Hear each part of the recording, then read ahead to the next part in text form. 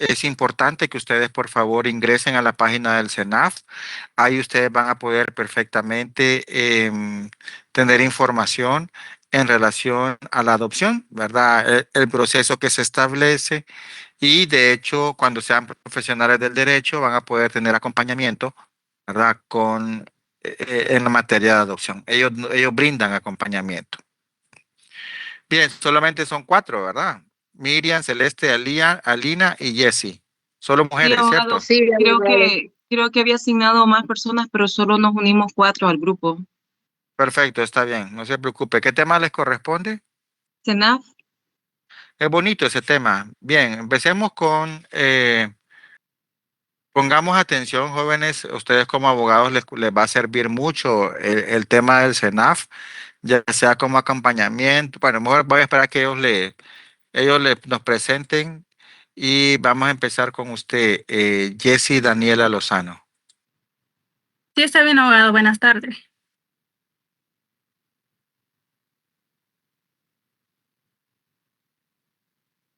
Bueno, para iniciar, es importante que comprendamos que la CENAF no surge de la nada, ¿verdad? Que es el resultado de un proceso de la administración pública en la... estoy nerviosa, abogado. Disculpe. Ujú. Bueno, para empezar a explicar qué es la CENAF, primero tenemos que partir sobre qué es la INFA, el Instituto Hondureño de la Niñez y la Familia. Bueno, que fue creado mediante el decreto número 199-97, ¿verdad? Bueno, el INFA funciona o funcionaba bajo una situación irregular donde el Estado intervenía de manera centralizada, tratando a la niñez como un objeto, diría yo, abogado, Ujú. donde casi no, a los niños no se les respetaba los derechos, casi. Mm.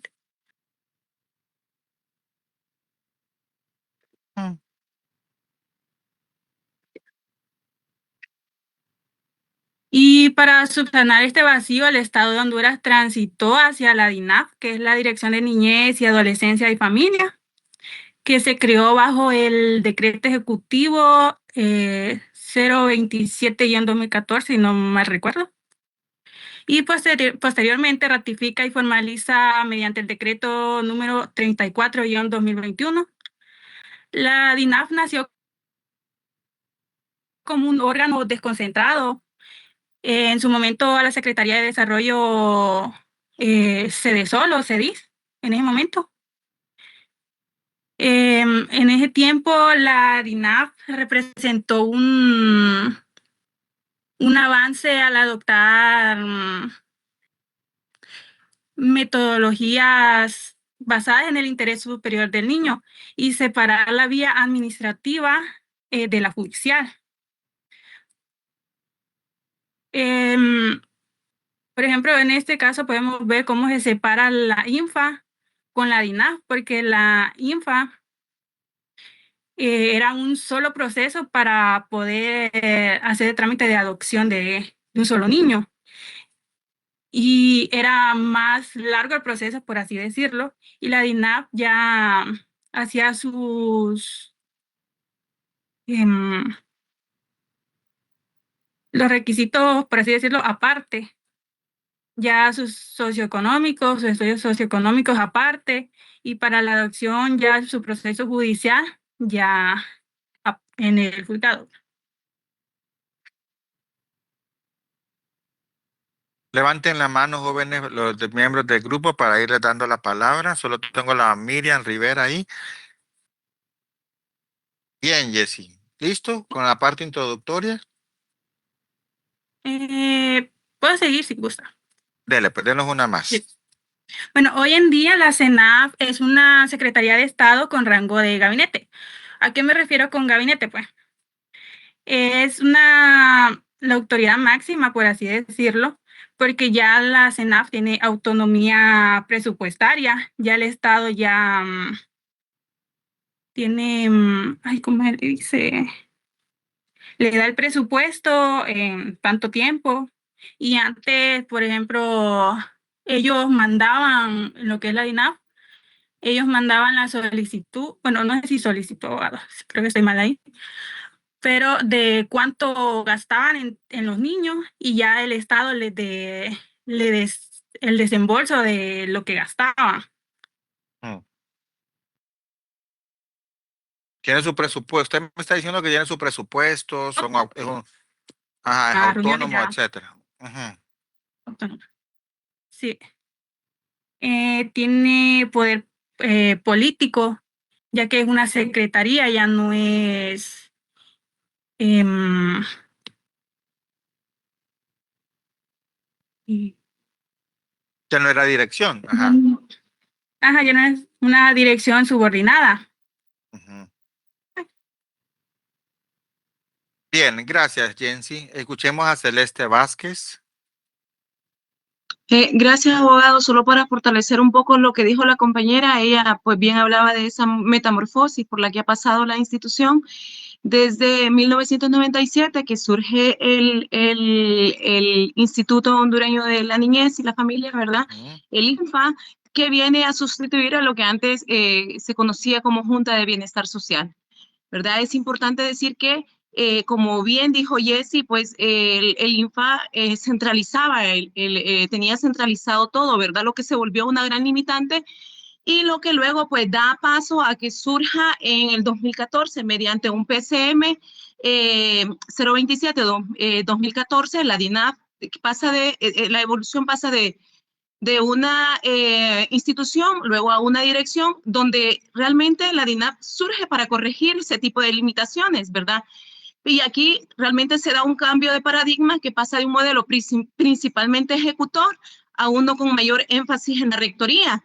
Y en la regulación y en la supervisión, ¿verdad? La DINAF también buscaba articular o hacer esa conexión con instituciones como es salud, educación, justicia y organizaciones de sociedad civil, perdón, que buscaban un enfoque integral en cuestión de derechos para los niños. Pero también ellos también enfrentaron desafíos, ¿verdad? Que realmente dan con el decline de lo que fue la dirección nacional, ¿verdad? Porque al no ser, ¿cómo se llama? Al tener esta articulación con otras instituciones, pues los resultados o la efectividad de los mismos abogados y compañeros no dependía de ellos, ¿verdad? Directamente, sino que dependía de los otros, lo que volvió pues lento los sistemas, no podían responder, ¿verdad? Ante las necesidades, pues recordemos que más o menos 4.000 niños en estadísticas oficiales, si lo estuviéramos poniendo en contexto, están en estado de vulnerabilidad, ¿verdad? Entonces, por lo que era imposible que ellos pudieran dar resultados o que tuvieran esa efectividad cuando dependían de otras instituciones que realmente no se articulaban o no iban al ritmo de las necesidades, por ejemplo, de los niños, niñas y adolescentes en nuestro país. Y bueno, como bien decía Jessy también, finalmente en el 2023, pues surge, ¿cómo se llama? La CENAF, mediante el PCM 4123, entró en funcionamiento, ¿verdad? Según dice la literatura, el 1 de enero del 2024, ¿verdad? Aquí se da un cambio más significativo y se eleva a un rango de secretaría, por ejemplo, de Estado en los despachos de la niñez, adolescencia y la familia, ¿verdad? Y también claro, se pretende fortalecer desde el Poder Ejecutivo su capacidad de rectoría, ¿verdad? No quiere ser nada más, si bien es cierto, pareciera que se regresa a una centralización de poder desde mi perspectiva, ¿verdad? Es mi opinión también, pero también con ese papel no solo es rector, sino que ejecutor. A pesar de esto, CENAF, por ejemplo, todavía aún hoy en día pues está enfrentando limitaciones como de que se termine de estructurar por ejemplo, o de consolidar, perdón, la estructura, ¿verdad? Lograr una presencia efectiva en todo el territorio, si bien es cierto, ese sería el objetivo o el deber ser realmente del CENAR, que en los 18 departamentos, y 298 municipios, hubiese una oficina del CENAR, pero pues sabemos lo que también esto representa en cuestión de económicas y por el contexto de país, pero hay alianzas, por ejemplo, con los gobiernos locales, municipalidades, y la sociedad organizada sobre todo, pero también CENAF y los otros, ¿cómo se llaman? Las otras instituciones antes también nos llaman a que socialmente seamos responsables y como sociedad veedores, ¿verdad? Del cuidado y que pues nosotros a veces evidenciamos maltrato y no lo denunciamos, nos volvemos indiferentes, nos volvemos jueces, pero no queremos ser partícipes, por ejemplo, de ese cambio que se pueda dar.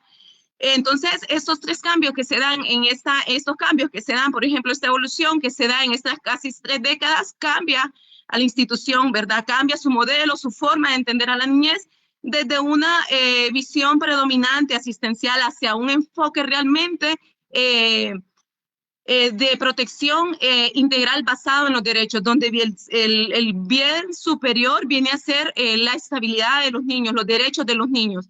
Y luego los ejes funcionales de la CENAF, gracias, pues una vez comprendida cómo se evolucionó la institución hasta llegar a lo que hoy en día tenemos como CENAF, esto se traduce en esa transformación en la práctica realmente, pues, pero para ello existen estos 4 ejes que están plasmados en esta diapositiva, ¿verdad? No son acciones aisladas realmente, nos permiten comprender cómo se articula la protección de la niñez y la adolescencia en Honduras desde diferentes ámbitos o aristas, ¿verdad? En cuanto a la prevención, que es el primer apartado que está, y políticas públicas, aquí realmente la finalidad es estructurar antes que un derecho sea vulnerado, lo que les decía, también socialmente nosotros somos responsables de o una situación de riesgo que se agrave, ¿verdad? Esto comprende políticas y programas relacionados al fortalecimiento familiar. Como usted bien lo ha venido diciendo, abogado, realmente que si hay una figura importante, aquí es la familia, lo protege también la Constitución, ¿verdad? Y antes de todo, ¿cómo se llama? Se debe proteger, se debe orientar realmente a la familia para que pues no haya esa desintegración. Entonces, con el fortalecimiento familiar, la migración, la discapacidad y otras situaciones de vulnerabilidad. En segundo, pues está la protección y restitución de los derechos. Pues cuando un derecho ha sido amenazado o vulnerado, se activan mecanismos de protección para detener esa vulneración y procurar la restitución del derecho, ¿verdad? Aquí es importante diferenciar que las actuaciones del CENAF son meramente administrativas. Aquellas decisiones que correspondan de otra naturaleza son y deben ser por los órganos jurisdiccionales, ¿verdad? Y luego nos habla de la justicia juvenil y la reinserción social, y este punto es muy importante porque muchas veces se ejecutan, por ejemplo, medidas, ya sea preventivas o alguna medida correctivas con los menores, pero no hay quien haga la labor social de esa reinserción, de regresarlos a los centros de estudios, o si están en esa etapa donde ya van a entrar a la mayoría de edad, pues conseguirle las oportunidades, ¿verdad? Que puedan ser, tener trabajos técnicos o ser de alguna manera una mano cualificada que pueda volverse productiva, ¿verdad? Con un, obviamente, acompañamiento tanto psicológico, por la parte de trabajo social también, creo que por la parte sociológica, eso es muy importante tener en cuenta como esa integralidad en cuanto a la reinserción social. Entonces, esta viene a ser una respuesta especializada frente a adolescentes en conflicto. Nosotros sabemos, por ejemplo, en nuestro contexto, cómo los jóvenes son capturados por las pandillas, por quienes trafican con, por ejemplo, drogas, ¿verdad? Entonces, vienen a ser esta población de adolescentes en conflicto.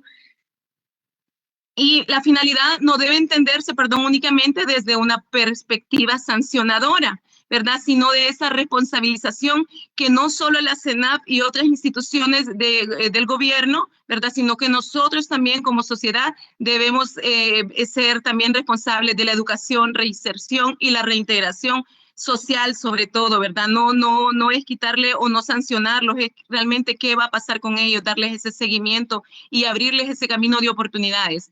Y luego nos habla de la coordinación institucional e internacional. CENAF no puede proteger derechos de manera aislada, pues como sabemos y lo hemos venido viendo, no solo en esta clase, sino en otras, Honduras ha ratificado, ¿cómo se llama?, convenios en cuestión de derechos internacionales, ¿verdad? Los que se vienen empleando o se internalizan en nuestro derecho. Necesita articularse con las instituciones en salud, educación, justicia, seguridad, entre otras.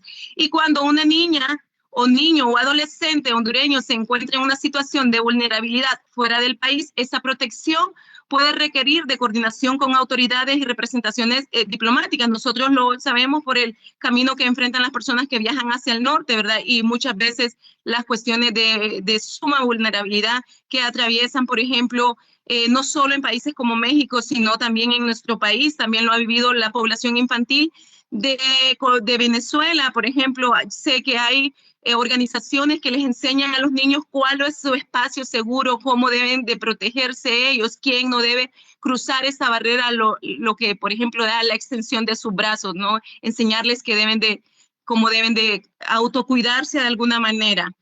En síntesis, pues estos 4 ejes muestran que la protección integral funciona como una cadena, tanto como para prevenir cuando sea posible, proteger cuando exista vulnerabilidad, eso es muy importante, procurar la reintegración cuando corresponda y coordinar con todas las instituciones que sean necesarias para garantizar los derechos de las niñas, niños y adolescentes. La siguiente. Bien, gracias Celeste. Escuchemos Ok. a Lina.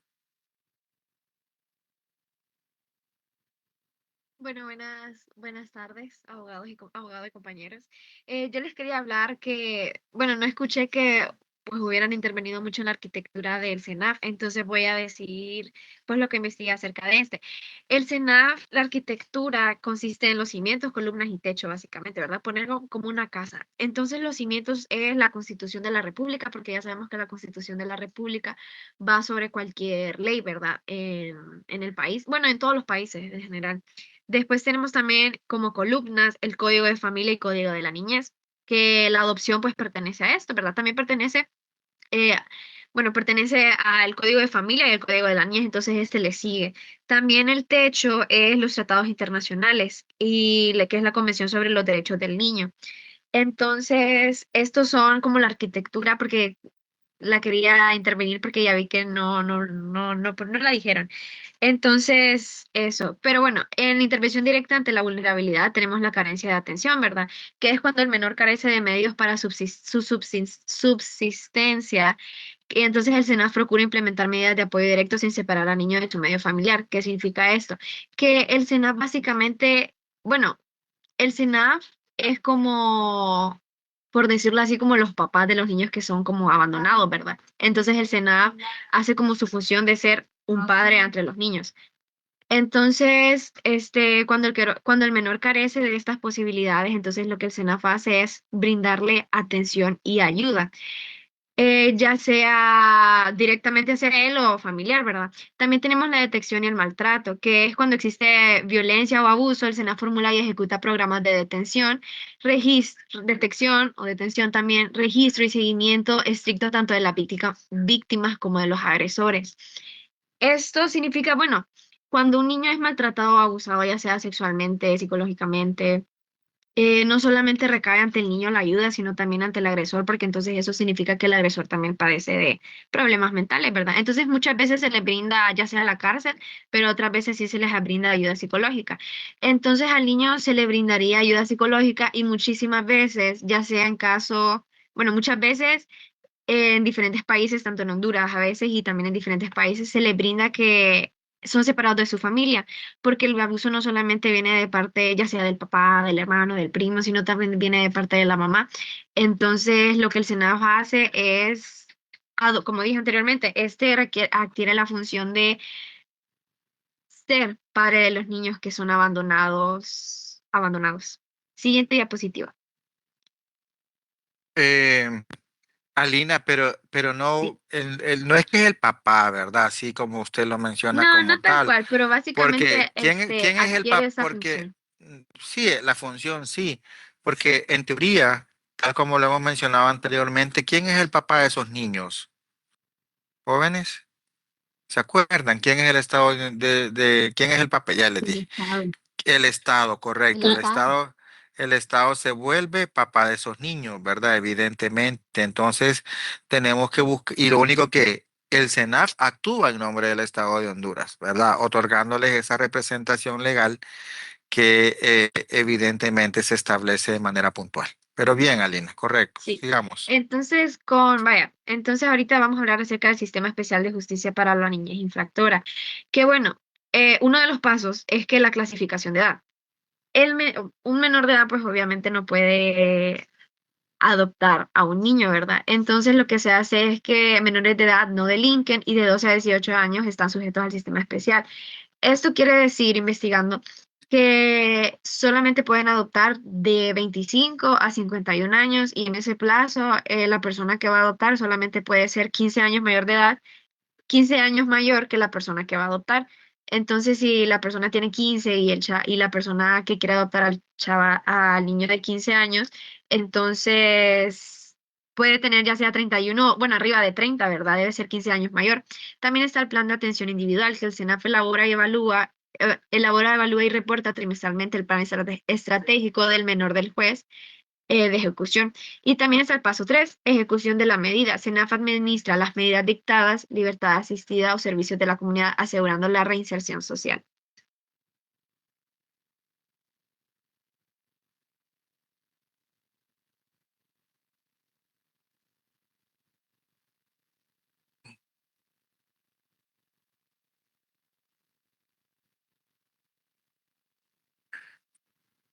¿Cuántas diapositivas les quedan, Alina? Son 16 diapositivas. ¿Y llevan? Vamos por las 7. Por las 7. Sí. Ah, yo pensé que llevaban más. Bien. Ok. Continúe. Después le vamos a dar nuevamente la palabra a Celeste. Ya. Bueno, vamos a dar la palabra a Miriam después de usted. Solo estoy esperando. Yo no sé si van a presentar el decreto a través del cual se constituyó el SENAC como Secretaría de Estado. ¿Ah? Ahí yo pensé que iban a partir por ahí. No siempre lo que la guía nos muestra, jóvenes, es lo correcto. Yo se los había mencionado anteriormente, ¿verdad? No, pero no, no está. Bien, continúe, Alina. Después le vamos a dar la palabra a Miriam. Bueno, vamos con el umbral administrativo, que es la declaración de abandono. Entonces, ¿qué dice el umbral administrativo? Bueno, es proceso administrativo en 3 niveles para declarar formalmente un niño en estado de adopción. Entonces, el primer paso es como recopilación de informes técnicos y citación a representantes o partes opuestas. También la segunda parte, que es la audiencia, esa es la investigación. La audiencia es evaluación minuciosa de pruebas, peritajes y testimonios, que en este básicamente se evalúa, ¿verdad? Lo que es las personas que están interesadas en adoptar. Y la resolución es emisión del acto administrativo que extingue la patria potestad y deja al menor legalmente apto para ser adoptado. Esto solamente puede suceder en caso de que, bueno, la CENAF ya haya declarado que el menor ha sido apto para adoptar, porque sí, porque se necesitan bastantes requisitos para que el menor pueda estar en estado de adopción.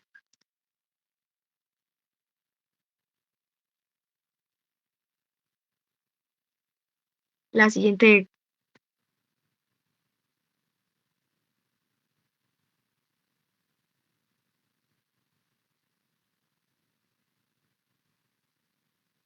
sigo con esa diapositiva. Sí, Bueno, técnicamente los conceptos de adopción ya los habíamos abordado. Díganos a ver qué más nos sí. va a presentar hoy. No, bueno, lo que ya habíamos visto en clase, que bueno, los fundamentos legales de la adopción, ¿verdad? El principio, que es el interés superior del niño. El interés superior del niño siempre va a buscar pues el interés y lo que beneficia al niño. Y también se tienen en cuenta, se tienen bastante en cuenta, de hecho, la opinión de los niños en esto, en casos así. Entonces, bueno, básicamente el interés superior del niño es eso, que se evalúa ya sea socioeconómicamente, psicológicamente, a los que están interesados en este caso, pues en la adopción. También está la regla de oro, que es no sometida a condición. La adopción no podrá someterse a condición, plazo, modo, gravamen, alguno, toda disposición en contrato, perdón, en el contrario, se tendrá por no escrita. Esto quiere decir que bueno, no puede ser sometida a condición tipo, por ejemplo, no puedo venir yo y adoptar a un niño y voy a poner la condición de que, ay, en 3 años lo voy a devolver. Ujú. Entonces, cuando se adopta permanentemente y no, o sea, se adquiere como hijo biológico.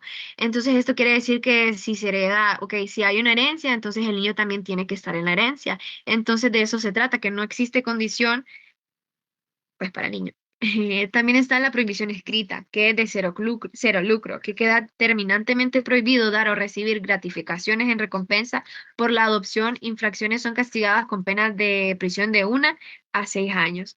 Bueno, esto quiere decir que uno no se puede lucrar pues de los niños, porque sí han habido bastantes casos, especialmente en Estados Unidos, en el que las madres y también padres adoptan a hijos, a niños que solamente para lucrarse, porque bueno, eso se da cuando también hay madres que los quieren cuidar, ¿verdad? Entonces ellas reciben un dinero de parte del Estado y solamente lo hacen por el dinero. Entonces eso pues está prohibido, tanto allá como acá.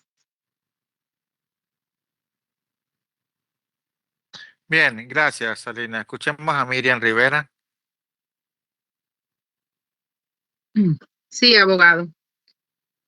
Buenas tardes. Bien, voy a hablar acerca de lo que es la tipología de la adopción, aunque el grupo anterior ya habló bastante, ¿verdad? Y lo dejaron bien amplio lo que es el tema de la adopción, pero el tema de la adopción le corresponde exclusivamente a la CENAF. Ellos son los que, por medio de ellos, es que se hace ese trámite. Yo estaba investigando, abogado, por un caso que se dio con una prima mía, de que a ella le regaló una niña. La muchacha la tuvo en el hospital y toda la cosa, ¿verdad? Entonces yo investigando si es que se podía hacer eso, aunque la niña ya está grande, en ese entonces creo que era el INFA el que estaba a cargo, ¿verdad? De este tipo de trámites, o creo que bueno, no sé, entonces a ella se la regalaron y la niña, ella dio cuenta de ella por medio de un abogado. O sea, y yo buscando información con respecto a lo que es la adopción, que no se puede hacer eso por medio de un abogado, porque más bien lo toman como trata de persona, y que el abogado sí puede hacer el trámite, pero hacer la solicitud a la Senat para que le hagan el trámite y si es que cumple con los requisitos para que pueda adoptar, ¿verdad? Como ya nos había dicho usted anteriormente también que en Honduras, ¿verdad? Aquí en nuestro país se da la adopción plena. Existe la adopción, existía, creo, la adopción simple, ¿verdad? Que es donde ya sabemos nosotros que se mantienen ciertos vínculos familiares, ¿verdad? Las obligaciones con la familia consanguínea, pero que eso, pues como no es muy bueno, ¿verdad? Vaya, en el caso de mi prima, la muchacha que le regaló la niña es una muchacha que tenía un montón de niños, no sabía ni quién era el papá de la niña, y definitivamente más bien quien se la dio y la obligó a que la entregara fue la mamá. Entonces, ¿cómo va a tener relación esta niña? Va a querer tener ese vínculo, ¿verdad? De relación con esa muchacha cuando no era una persona, ¿verdad? Como quien dice, muy adecuada para que esté dentro de la vida de la niña.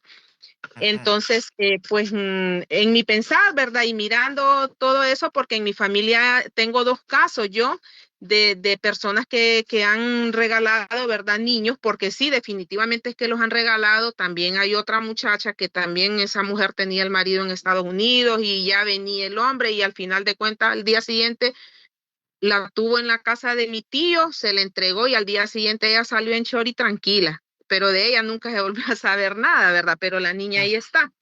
Entonces, pues aquí en Honduras tenemos lo que es la adopción plena, no me equivoco, ¿verdad? Porque usted ya nos había explicado eso, donde dice que se crean los vínculos jurídicos, que lo que es la consanguinidad, el adoptado se desvincula de manera total y absoluta de su familia consanguínea original y bueno, que es irrevocable e impugnable. La otra, La, la plena la es, plena, sí, sí, sí, la plena. correcto. Ajá. Sí, la plena, sí, porque como estamos hablando de la plena con la que se lleva a cabo acá En nuestro país. en nuestro país, ¿verdad? Luego Ujú. tenemos que cuáles son los criterios de la elegibilidad para los adoptantes. Ya sabemos que para que una familia, ¿verdad? O un matrimonio pueda adoptar, tiene que reunir muchos requisitos. Aparte de que tiene que reunir esos requisitos, no le van a dar un niño así por así a una persona, sino que tienen que hacer sus respectivas investigaciones, si es un matrimonio, ¿verdad? O una familia honorable, van a revisarle todo lo que son sus antecedentes penales, sus antecedentes, todo para saber qué tipo de persona es, qué clase de familia es y si realmente ellos están capacitados o en las condiciones de que les puedan entregar un niño, porque estamos hablando de un niño que muchas veces son niños pequeñitos que no tienen ni siquiera un año, sino que de meses, a veces pues ya están un poquito más grandecitos, ¿verdad? Dependiendo de la edad que ellos quieren. Entonces, estamos hablando de la integridad de un niño, ¿verdad? Que son vulnerables, que no pueden defenderse, no pueden bueno, eso, están totalmente desprotegidos, ¿verdad? Que ellos no pueden decir sí o no, sino que un niño es un niño, ¿verdad? Y por lo general hacen lo que las personas les dicen. Entonces, para eso tenemos los parámetros de la edad, ¿verdad? Que para que puedan adoptar, solo son personas entre 25 y 51 años. El adoptante debe de ser por lo menos 15 años mayor que la persona adoptada. También tenemos lo que es la capacidad civil, que la capacidad civil nos habla del pleno goce y ejercicio de sus derechos civiles. Lo que les decía es revisar los antecedentes penales, los policiales, ¿verdad? De que no sea una persona que ya ha tenido denuncias o que ya ha estado involucrado en cuestiones, ¿verdad? Que vengan a poner en riesgo todavía más riesgo al bebé, que de repente tal vez fue abandonado y que se lo entreguen a una persona que ha delinquido o que es una persona no honorable, entonces más bien es ponerlo más en riesgo todavía. Entonces, tiene que estar en el pleno goce y ejercicio de sus derechos civiles. Ay, disculpe, abogado, que es que aquí hay un montón de gente con motos.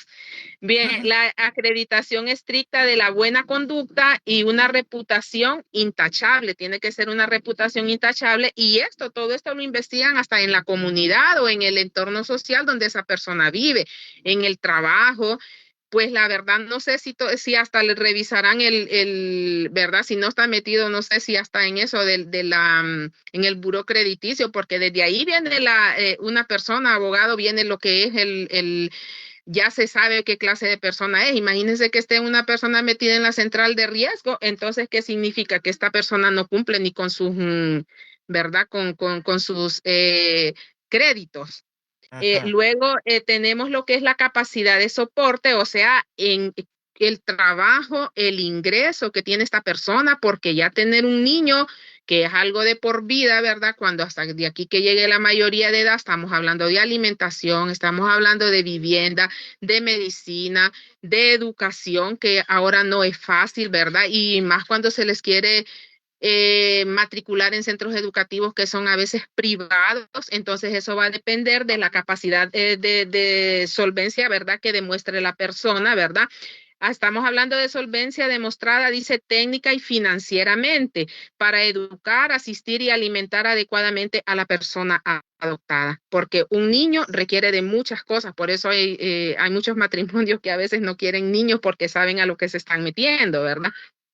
La otra diapositiva, compañera.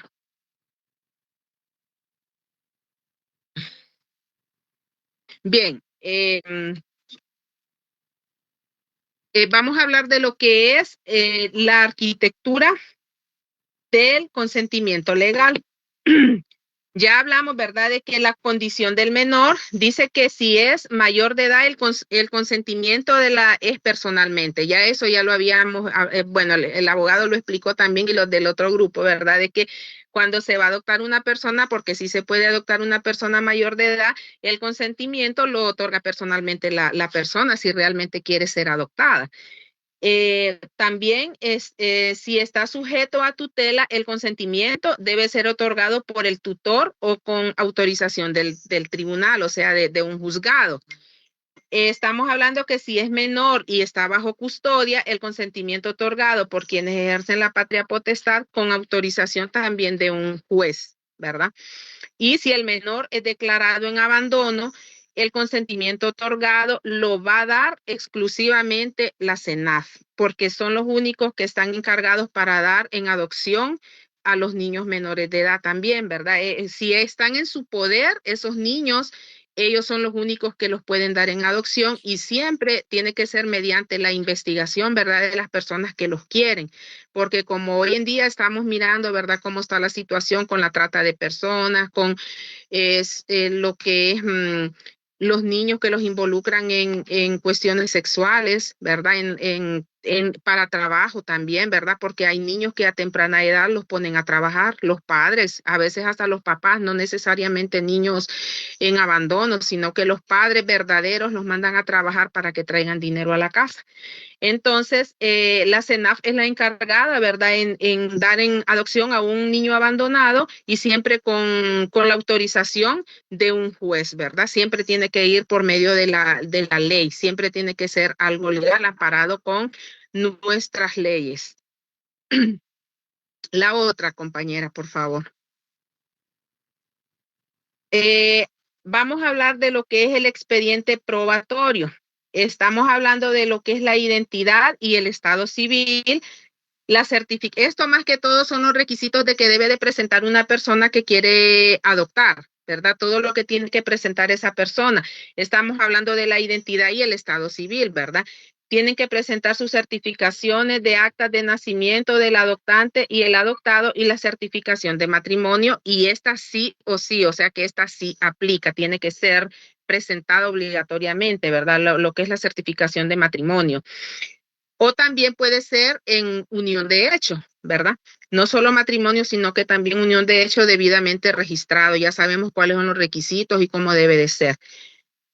También la salud integral, ¿verdad?, de la persona que quiere adoptar, como lo decía la compañera anteriormente, que tal y sea una persona que tiene problemas mentales, una persona que está involucrada en las drogas, o sea, una persona que de repente es un bipolar o personas que tienen problemas así, ¿verdad?, de que de repente con un carácter explosivo y hasta pues a veces suceden esas cosas, ¿verdad?, de que maltratan a un niño de repente porque son bipolares, porque eso es lo que sucede con las personas bipolares. Hoy están bien y mañana están mal y por cualquier cosa, cualquier chispita, como dicen, enciende lo que es ¿verdad? La ira de la persona o se molestan por cualquier cosa. Entonces esa es salud mental y todo eso incurre en riesgos para un niño. Y hablándolo así honestamente, tal vez de repente la persona, porque no, el matrimonio, ¿verdad? Porque no tienen hijos, ¿verdad? Y porque nunca pudieron tenerlos, porque de repente son personas con problemas de infertilidad, pero muchas veces lo hacen como por llenar ese vacío, por querer experimentar qué es tener un hijo, ¿verdad? Pero en ciertas ocasiones han abandonado los niños que han adoptado, porque sienten que no los pueden querer lo mismo como puedan querer un niño que realmente fue procreado por ellos mismos. Entonces hay que estar bien seguros de que sí quieren llegar a ese paso, ¿verdad? De adoptar un bebé o un niño, ya sea de cualquier edad. Entonces la salud tiene que ser mental. Dice que el certificados médicos de la salud física y mental, incluyendo exámenes de laboratorio de los adoptantes y del menor. Luego vamos con lo que es la conducta con la ley, como se los dije anteriormente, que sea una persona íntegra, que no haya tenido problemas legales, ¿verdad? De ningún tipo, tiene que ser una persona como que dicen hoja blanca, sin una mancha, ¿verdad? Tiene que ser una persona o un matrimonio honorable, que realmente se merezca ese niño. Entonces, por eso tiene que haber una conducta impecable para que puedan seguir, ¿verdad? O llegar al siguiente paso o al último paso, como es de que ya les entreguen un niño. Entonces, certificados de registros policiales, juzgados criminales, confirmando la carencia de antecedentes penales. Y luego la estabilidad socioeconómica, que es constancias de trabajo, que detallen el cargo, el sueldo, la antigüedad y los beneficios sociales, ¿verdad? Que tienen esas personas. Y tiene que ser todo lo que ellos, los ingresos que ellos reciben, ¿verdad? Que todo lo que ellos, de dónde tienen sus entradas de dinero y si están capacitados para darle una buena vida a ese niño. Bien, Miriam, La otra. gracias. Ajá. Tengo una pregunta antes de que continúen con la presentación. ¿Qué documento le consignaron a la IA para que le hiciera esta presentación? El código de familia y también la ley especial de menores. Dele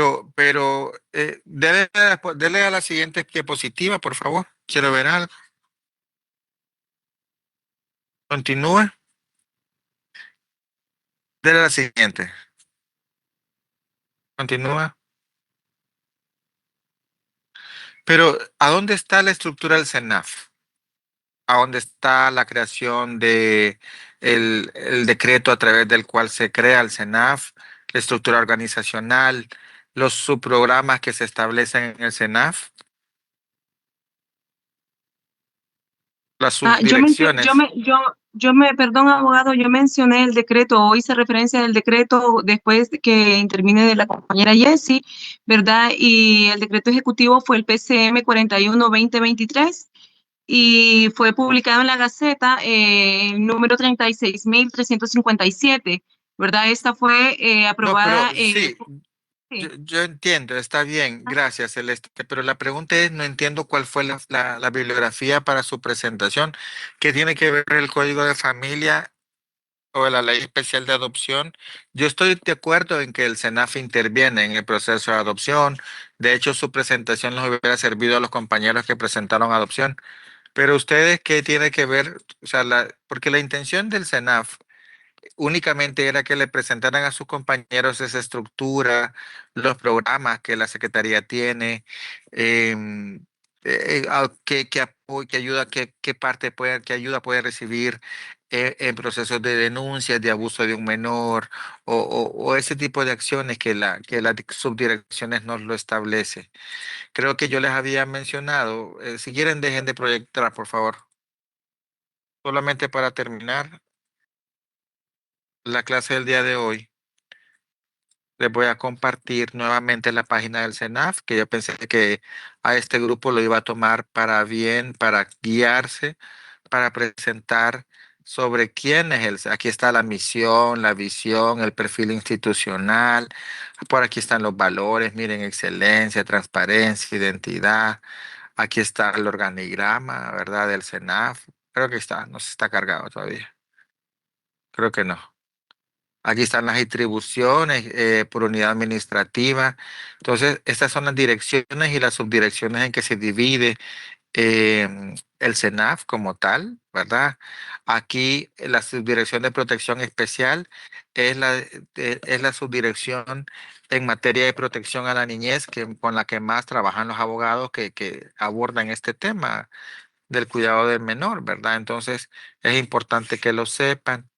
Por aquí están los documentos, miren los documentos, una especie de biblioteca importante para ustedes que están en proceso de formación. Aquí está el Código de la Niñez, aquí está el censo, el resultado del Censo Nacional de la Niñez, el último, la Convención sobre los Derechos del Niño. Mire, aquí está la creación del DINAF, la creación del CENAF, la Ley Especial de Maternidad y Paternidad Responsable. Aquí siempre los mando para que curioseen un poco por aquí. Aquí está el código de familia. Miren, aquí está la constitución, la guía de acreditación y varios documentos normativos, ¿verdad? En las direcciones están las tres direcciones en las que se divide el CENAF. Luego está el INAMI, que es el Instituto Nacional para la Atención de Menores Infractores, que es una institución especializada para abordar niñas, niños en conflictos con la ley penal, ¿verdad?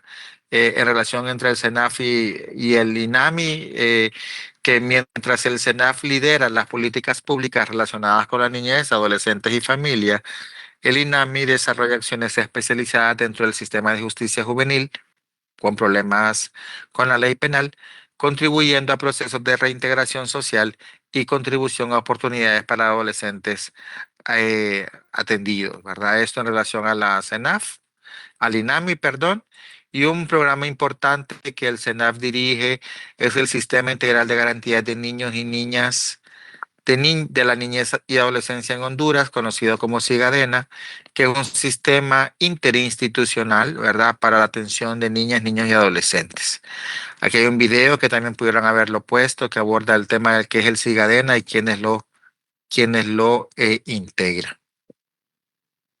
Bien, Abogado, entonces, cuando tengan tiempo, Miriam, cuando tengan tiempo, por favor, ingresen a la página del SENAF para poder aprender un poco. Es importante que, sobre todo aquellos que van a dedicarse a litigar en materia de protección de derechos humanos, por ejemplo, la niñez, tienen que relacionarse mucho con estos documentos normativos. Dígame, Miriam, para ir cerrando. sí, es que yo iba a hablar un poco sobre de las denuncias que hacen del SENAF, que dice que ellos siguen o sea, ellos tienen un protocolo que primero ellos reciben, dice la denuncia. Hay ciertos, por ejemplo, la hacen por el 911, que es el sistema de emergencias, están las líneas del 110 y 114, que son líneas de ayuda, está el Ministerio Público mediante la Fiscalía de la Niñez, y también directamente, puede ser por la Policía Nacional y directamente a la SENAF. Y ante la denuncia que hacen, ¿verdad? Ellos proceden de la siguiente manera, reciben la denuncia y hacen la evaluación y miran a ver cuál es el riesgo del menor. No, yo Luego estoy de hacen acuerdo. Gracias, Miriam. ujú, Estoy de acuerdo. Sin embargo, les repito, para que sus compañeros se llevaran una idea del SENAF, era importante compartir al menos el contenido de su página, ¿verdad? Me pareció que no era tan ajá, complejo, sí, ¿verdad? ujú. Pero bien, gracias. Les pido al grupo de mañana que revise el tema. Jóvenes, no pierdan puntos, ¿verdad? Son puntos casi regalados, pero son evaluados. Nos veremos el día de mañana con el grupo número 6, ¿verdad? Ya para ir cerrando el tema de las exposiciones. Feliz tarde a todas y todos. Abogado, Gracias, abogado. Ok. Gracias. Gracias, abogado.